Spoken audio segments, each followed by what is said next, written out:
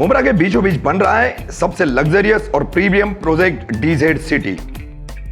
Complete modern amenities और complete connectivity देता है आपको डीजेड सिटी। डीजेड सिटी की टीम प्रॉमिस करती है आपको क्वालिटी और ऑन टाइम डिलीवरी।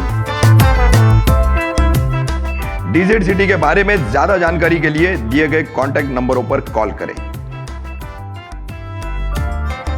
जेपी बिल्डरों द्वारा परेशान एक व्यक्ति ने की आत्महत्या। भीम आर्मी ने महानगर पालिका को पत्र व्यवहार करके चुनौती दी और कहा नहीं ये जेपी बिल्डिंग तोड़ी जाएगी तो भीम आर्मी बड़ा आंदोलन करेगी।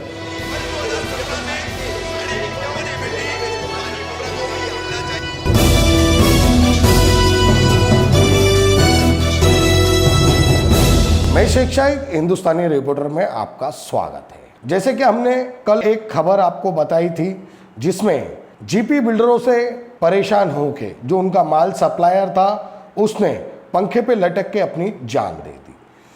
हमने हमारी खबर में आपको ये भी बताया था उनके घर वालों ने ये कहा था आंदोलन भी करेंगे और उपोषण पे भी जरूरत पड़े तो हम बैठेंगे। तो आज उसकी पहल हुई है 27 अक्टूबर शाम के टाइम पे थाना महानगर पालिका में आज आजाद समाज पार्टी की भीम आर्मी द्वारा आज पत्र व्यवहार किया गया है।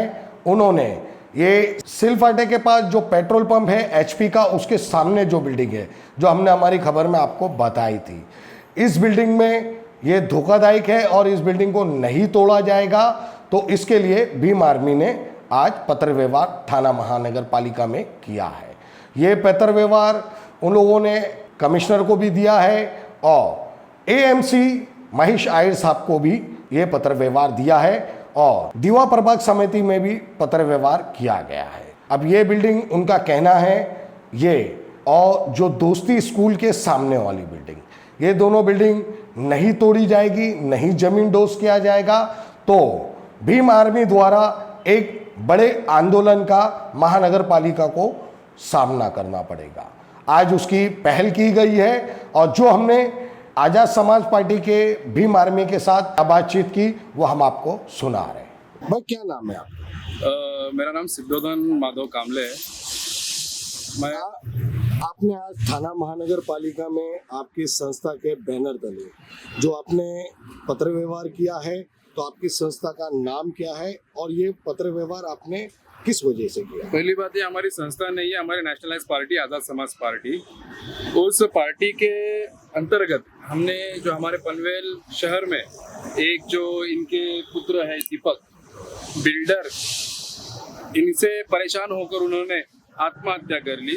उस सिलसिले में हम यहाँ पर आकर पत्र व्यवहार किया हुआ यहाँ के आयुक्त साहब को, और जो आत्महत्या करने की जो रीजन था उन्होंने कुछ काम के लिए उनसे जो बिल्डर थे मुकीम अंसारी और वसीम, इनके साथ में कुछ उनका व्यवहार हुआ था मटेरियल के रिगार्ड में। तो कुछ 18 लाख रुपए कुछ अमाउंट इनके बेटे की उनके पास बची थी तो वो नहीं दे रहे थे। तो इस सिलसिले में वो परेशान होकर उन्होंने आत्महत्या कर ली और आत्महत्या हमारे पनवेल के यहाँ पर हुई है।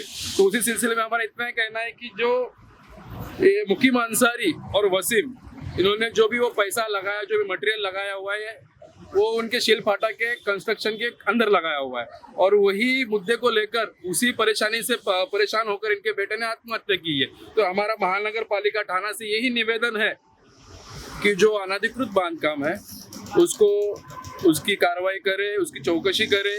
अगर वो अनधिकृत बांधकाम निकलता है तो उसको तोड़ने का काम यहाँ पर करे। इसी सिलसिले में हमने यहाँ पर निवेदन दिया हुआ है। ये जो निवेदन आपने दिया है और जब कभी कार्रवाई नहीं होती है इस साइट पे, तो उसके बाद आपका अगला कदम क्या होगा? आने वाले समय में आजाद समाज पार्टी की तरफ से यहाँ पर एक बड़ा तीव्र आंदोलन निकाला जाएगा जिसका जवाब महानगर पालिका को देना पड़ेगा। अगर यहाँ पर यह अनधिकृत बिल्डिंग होने के बावजूद भी अगर इसके ऊपर कोई कार्रवाई नहीं होती है तो आजाद समाज पार्टी इसके ऊपर आने वाले समय में बहुत बड़ा आंदोलन निकालेगी और इसका जवाब प्रशासन को देना पड़ेगा। ये अभी आपने पत्र व्यवहार महानगर पालिका में दिया है और उसके अलावा आपने कहाँ पत्र व्यवहार? अभी पत्र व्यवहार हमने आयुक्त साहब को दिया है, अभी ये सीएम साहब को जाएगा, महाराष्ट्र महासचिव को जाएगा, विरोधी पक्ष नेता साहब को जाएगा, हमारे राष्ट्रीय अध्यक्ष चंद्रशेखर आजाद साहब जी उन तक भी जाएगा। और आने वाले समय में अगर महानगर पालिका यहाँ पर कार्रवाई नहीं करती है, ठाणे महानगर पालिका, तो हम हमारे आज़ाद समाज पार्टी के चंद्रशेखर भाई आज़ाद जी यहाँ पर उनको बुलाने के लिए कोशिश करेंगे और उनके बाद फिर आने वाले मोर्चे को हम उनको संभालने के लिए बोलेंगे। क्या नाम है आपका? सुफियान मुकदम मेरा नाम है और मैं रायगढ़ जिला उपाध्यक्ष हूँ आज़ाद समाज पार्टी।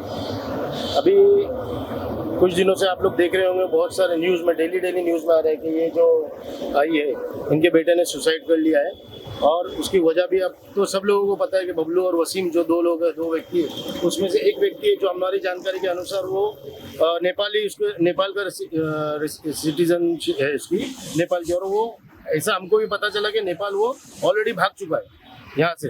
तो सरकार से हमारी निवेदन है कि जल्द से जल्द उसको अरेस्ट कर ले, क्योंकि ऐसा ना हो कि कल वो नेपाल निकल जाए यहाँ से उसकी फैमिली लेकर और इनको न्याय ना मिले।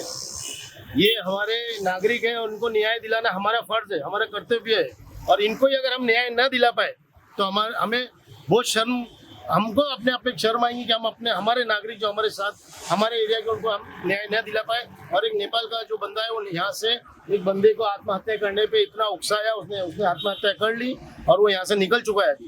तो अभी हम लोग यहाँ पे टीएमसी में भी लेटर वगैरह दे चुके हैं। तो जल्द से जल्द सरकार से निवेदन है कि इस पर जल्द से जल्द एक्शन ले और उसकी जो इनलीगल जो बिल्डिंग है उसने बनाई है, जो हमारे माहिती अनुसार वो बिल्डिंग है फॉरेस्ट की जगह में बनाई हुई है, इनलीगल है, वो जल्द से जल्द वो बिल्डिंग को गिरा दिया जाए, ठीक है। और ये माँ और ये जो भाई है इन लोगों को उसका न्याय जल्द से जल्द मिले, सरकार से हम विनती करते हैं। और ऐसा न होता है, हम भी नहीं चाहते कि हम ये मोर्चे को आगे ले जाए और सरकार हमको खुशहाली से और अच्छे तरीके से हमारे को न्याय दे दे। बस ये हमारी एक बहुत गुजारिश है सरकार से। नहीं तो जिस दिन अगर हम आंदोलन करने पे आ गए तो एक बहुत बड़ा आंदोलन होगा जिसमें हमारे आज़ाद समाज पार्टी इसमें बहुत बड़े पैमाने पे हिस्सा लेंगी। और अगर हो सके तो हम चंद्रशेखर आज़ाद साहब से भी विनती करते हैं कि वो भी आकर फिर हमारे को उस मोर्चे को हमारे पार्टी में दे। जय हिंद, जय महाराष्ट्र।